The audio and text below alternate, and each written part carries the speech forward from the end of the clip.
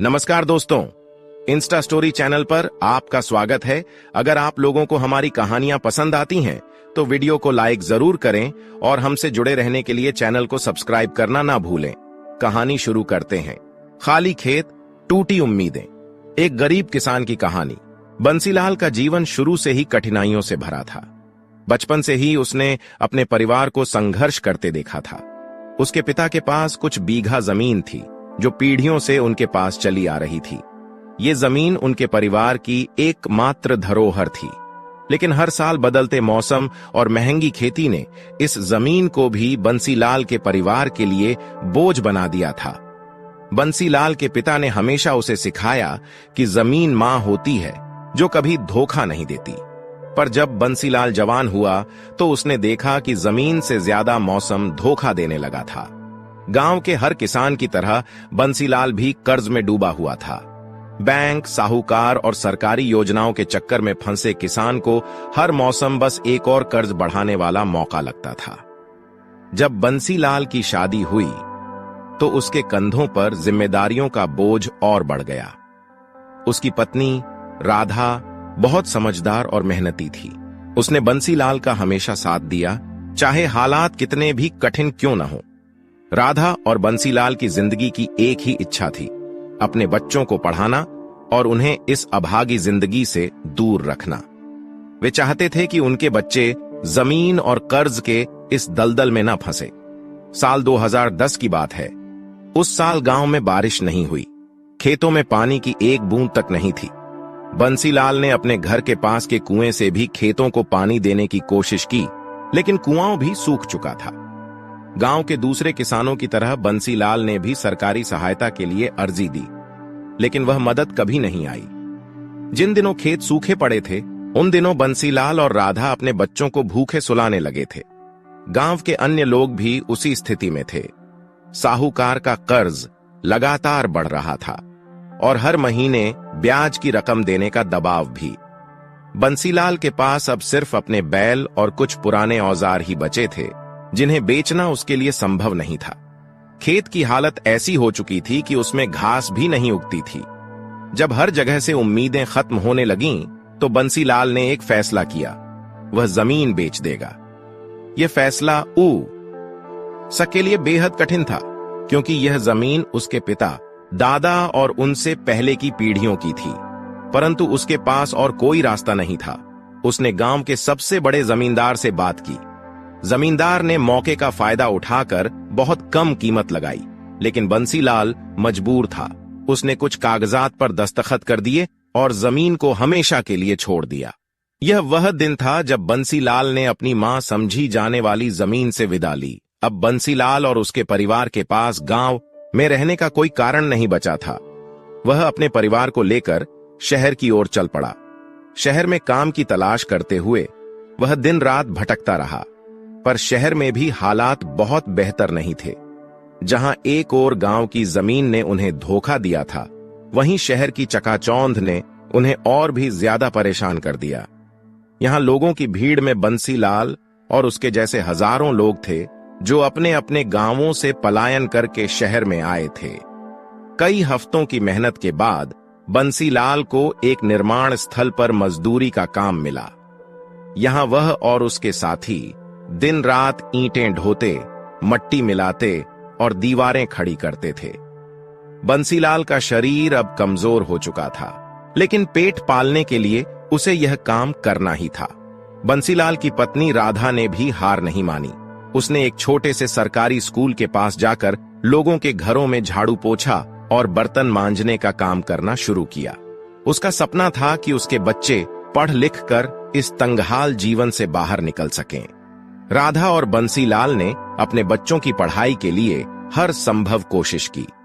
उनके बेटे रवि ने मेहनत करके सरकारी स्कूल से पढ़ाई पूरी की और उसे एक छोटी सी नौकरी मिल गई। उनकी बेटी सविता भी स्कूल जाती रही और उसे भी अच्छे अंक मिलने लगे। हालांकि बंसीलाल का सपना था कि वह अपने बच्चों को अच्छे स्कूल में पढ़ाए, लेकिन उसके पास इतने पैसे नहीं थे। फिर भी उसने कभी हार नहीं मानी और अपने बच्चों के भविष्य को संवारने में लगा रहा। वर्षों की मेहनत और कठिनाइयों के बाद बंसीलाल के बच्चों ने अपनी मेहनत से एक नई दिशा पाई। रवि ने अपनी पढ़ाई पूरी करने के बाद एक निजी कंपनी में नौकरी कर ली और धीरे धीरे परिवार की स्थिति सुधरने लगी। अब बंसीलाल और राधा का जीवन थोड़ा आरामदायक हो चला था। हालांकि बंसीलाल अब भी उस जमीन को नहीं भूल पाता था जिसे उसने अपने परिवार की खातिर छोड़ दिया था। लेकिन जब वह अपने बच्चों को सफल होता देखता तो उसे लगता कि उसकी कुर्बानी बेकार नहीं गई। बंसीलाल का जीवन भले ही कठिनाइयों से भरा रहा हो, लेकिन उसने अपने बच्चों के लिए जो किया वह उसके जीवन का सबसे बड़ा संतोष था। वह जानता था कि इस देश के लाखों किसान उसी तरह संघर्ष कर रहे हैं जैसे उसने किया।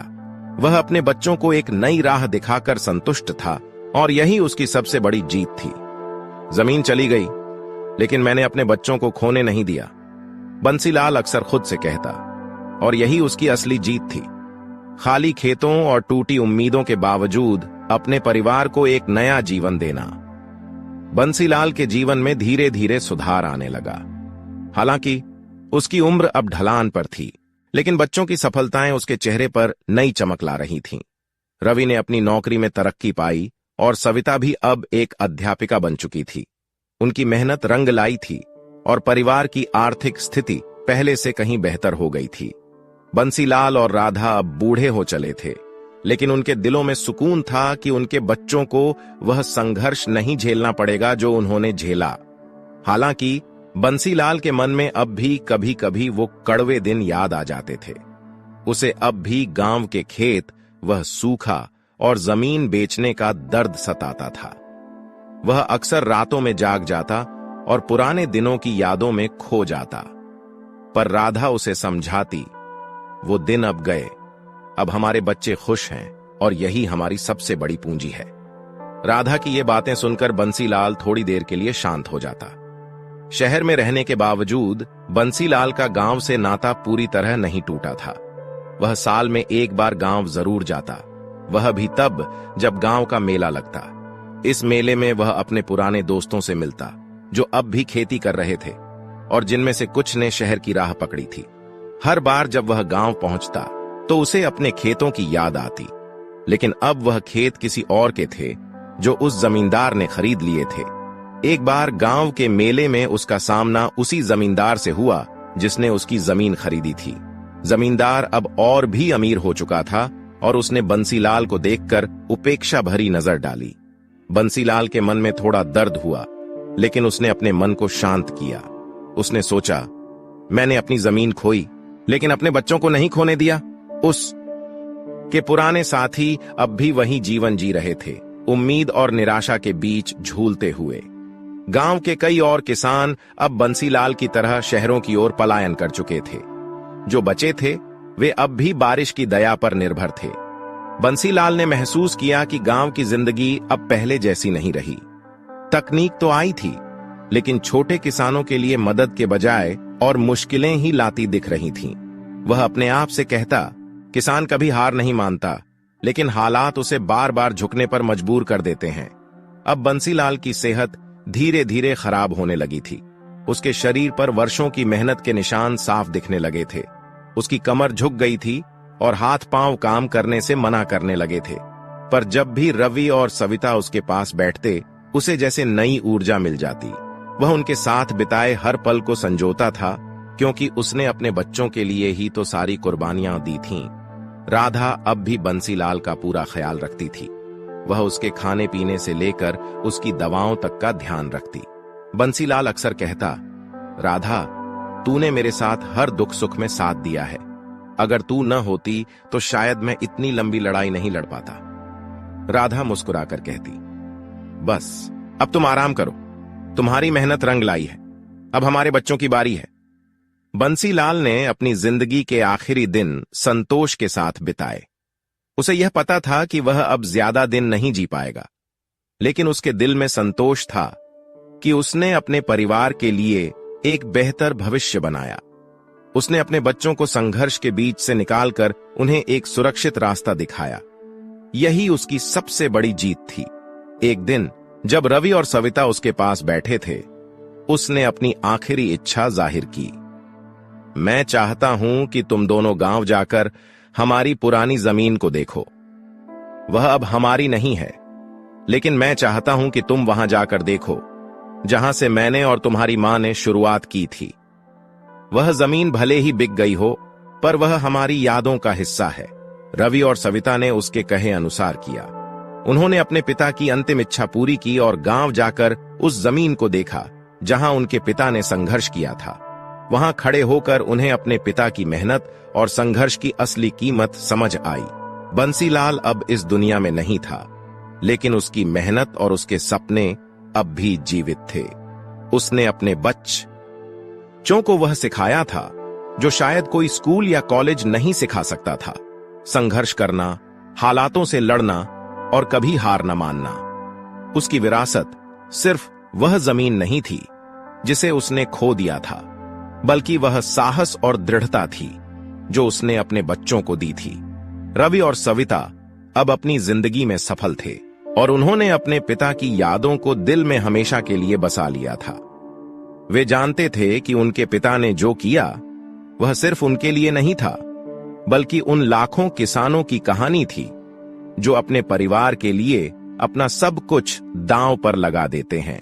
बंसीलाल की कहानी उस अनगिनत किसानों की कहानियों का प्रतिनिधित्व करती है जो हर रोज मौसम, जमीन और कर्ज के बीच अपने परिवारों के लिए संघर्ष करते हैं। वह कभी हार नहीं मानते, चाहे हालात कैसे भी हों। बंसीलाल की तरह वे भी अपनी जमीन से बिछड़ जाते हैं, लेकिन अपनी उम्मीद और संघर्ष की जमीन पर हमेशा खड़े रहते हैं।